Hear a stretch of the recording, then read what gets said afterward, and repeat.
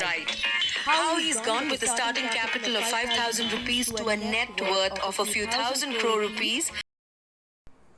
So hello guys, आज हम है ना बात करने वाले हैं राकेश झुनझुनवाले की। राकेश बुल आपने वीडियो में भी देखा रहेगा, ठीक है। द ग्रेट बिग बुल, हम जानते हैं उनको, काफ़ी एक वेल नोन इंसान है। 45,000 करोड़ का इनका एम्पायर है, ठीक है। इन्होंने सब इन्वेस्टमेंट से ये ना कमाया है, ऐसे हमें बताया जाता है, लेकिन हकीकत वो पूरी बात नहीं है। हम थोड़ा सा डार्क साइड जानते हैं कि क्या है ये चीज़, ठीक है। फर्स्ट ऑफ ऑल उनका जो है ना जुलाई 5 1960s में है ना उनका जन्म हुआ था मुंबई में। एंड है ना he grow up in middle class family, ठीक है। मिडिल क्लास फैमिली देख के हमें मालूम पड़ता है कि हाँ, मतलब मिडिल क्लास फैमिली से कैसे वो ऊपर आ गए, ठीक है। मिडिल क्लास फैमिली में अभी उनके जो फादर है वो इनकम टैक्स ऑफिसर है, ठीक है। तो इससे एक चीज़ मालूम पड़ते थे, वो middle class in the sense lower में नहीं आते थे, अपर मिडिल क्लास में ही आते थे वो, ठीक है। एंड उनके जो फादर थे वो ऑलरेडी स्टॉक मार्केट से उनको थोड़ा बहुत नॉलेज था, तो उसी रिगार्डिंग में इन्वेस्टमेंट के ज़रिए उन्होंने बताया रहेगा कि है ना राकेश झुनझुनवाला जी को, कि है ना ये स्टॉक मार्केट है, ऐसा है ना, इसमें गेम होता है, ऐसा ही नीचे से हम खरीदते हैं, ऊपर में बेचते हैं, मैनिपुलेशंस कैसे होते हैं, वो सब चीज़ उनको है ना समझाया है कि stock market, in fact stock market कैसे चलता है, ठीक है।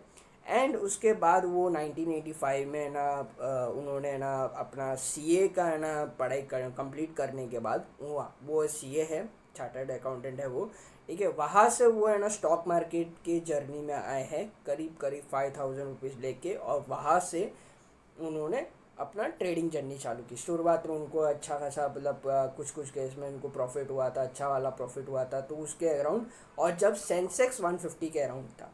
और हाँ, अब ये चीज़ सोच के हम बहुत अच्छे से, बहुत लोग सोचते हैं कि 5,000 रुपीज़ से सीधा सीधा 45,000 करोड़ पहुंच गए, ये काफ़ी, मतलब बहुत अच्छा है ना इन्होंने किया रहेगा।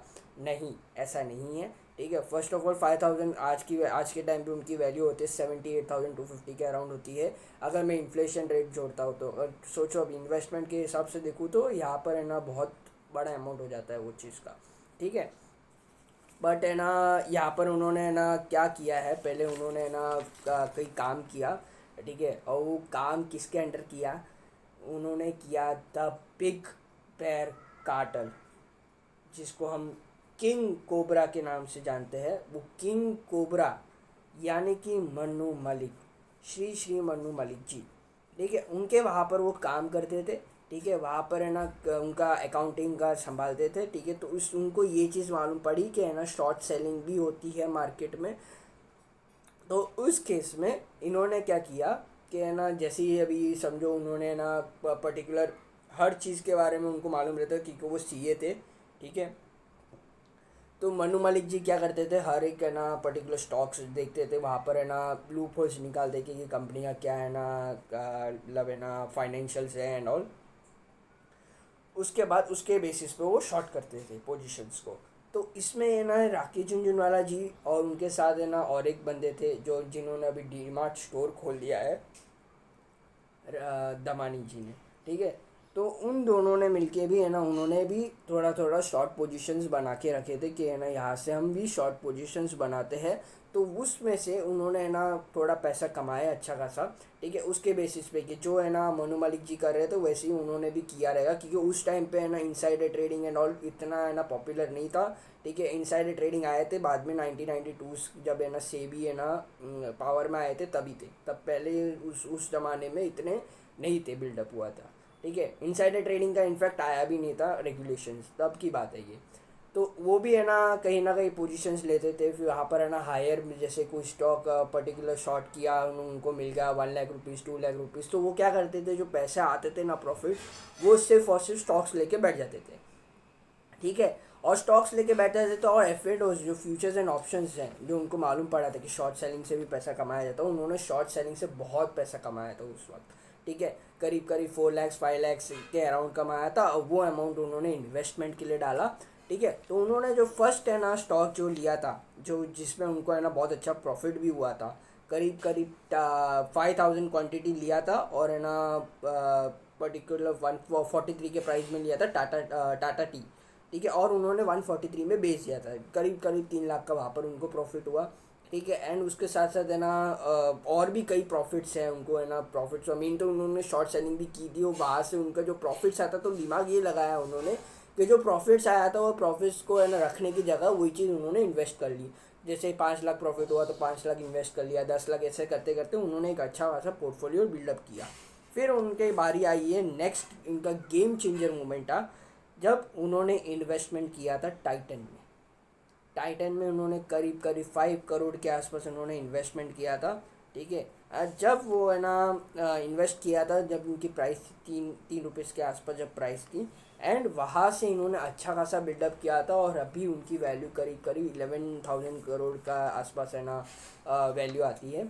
एंड उसके साथ साथ उनको मैं ये चीज़ भी आपको बता दूँ कि है ना ये फुल टाइम है ना इन्वेस्टर नहीं थे, ठीक है। करीब है ना 5-6 महीना 1 साल में वो लोग अपनी स्क्वायर ऑफ कर लेते थे, अच्छा प्रॉफिट बना के निकल जाते थे।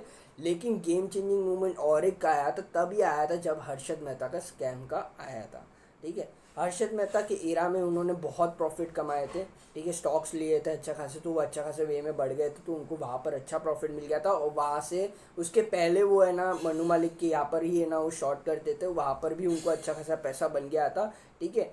और उसके बाद एक दौर आया था जिसमें 1990s के 1991 से 1992 में, जिनका हर्षद मेहता के कारण जो कुछ स्टॉक्स थे वो काफ़ी ऊपर चले गए थे, और उन्होंने पोजीशंस होल्ड की थी, ठीक है। एंड उसके उनके साथ साथ मनु मालिक जो बड़े प्लेयर थे उतने अकॉर्डिंगली नहीं किया था, लेकिन उनके साथ साथ उन्होंने भी पोजीशंस लिया था। लेकिन फिर आगे मालूम पड़ा कि मतलब है ना ये स्कैम है एंड ऑल, वो सब बाहर आया, एंड उस वजह से मार्केट फॉल हुए। और मार्केट फॉल होने के बाद जो उन्होंने जो पोजीशंस थी जो उनको लॉस दे रहा था, वही पोजीशन अच्छा खासा प्रॉफिट दिया उनको, और उस पोजीशंस को है ना स्क्वायर ऑफ करने के बाद जो पैसे जो उनको मिले हैं वो वापस स्टॉक मार्केट में इन्वेस्ट किया उन्होंने, ठीक है। और उस वजह से वो जब भी है ना ये स्कैम बाहर आया ना, तभी उनको दिमाग में आया कि ये लॉन्ग टर्म क्या है ना मार्केट है, लॉन्ग टर्म में मार्केट बहुत अच्छा खासा देगा। हालांकि उन्होंने बहुत अच्छा खासा वेल्थ क्रिएट भी कर दिया था तब तक के लिए, और उन्होंने फिर है ना सोचा, तो उन्होंने और दमानी जी ने सोचा कि है ना एक लॉन्ग टर्म में ही पैसा बन सकता है, तो उन्होंने अच्छा खासा पैसा उन्होंने स्टॉक मार्केट में इन्वेस्ट कर दिया और इन्वेस्ट करके रख दिया। और उसके बाद उन्होंने जो इन्वेस्ट किए हुए पैसे से, उस इन्वेस्टेड पैसे में से जो पैसा अच्छा खासा ग्रो हुआ था, उसमें से उन्होंने अपना कैपिटल को सिक्योर कर लिया, और बाकी उसके साथ साथ है ना जो पैसे कमाए थे उसमें से उन्होंने डाइवर्सिफाई कर लिया। यानी कि दमानी जी ने तो अपना डीमार्ट खोल दिया था उस टाइम पे, 2002 में आई थिंक उन्होंने ना डीमार्ट खोल दिया था। एंड उसके साथ साथ है ना जो राकेश जी है, उन्होंने अपने ट्रेडिंग ट्रेडिंग उन्होंने ना प्लेटफॉर्म्स, मतलब जो ट्रेडिंग कंपनीज है उसमें इन्वेस्टेड थे, और उसके साथ उन्होंने शिपिंग यार्ड ये सब में बिजनेसेस में अलग अलग डाइवर्सिफाइड बिजनेस में भी उन्होंने है ना उनका कुछ बिजनेसेस है जो है ना डाइवर्सिफाइड है, उन्होंने शिप यार्ड में भी इन्वेस्टमेंट किया हुआ है, ठीक है। एज अ ओनर की तरह काम करते हैं उधर भी, ठीक है।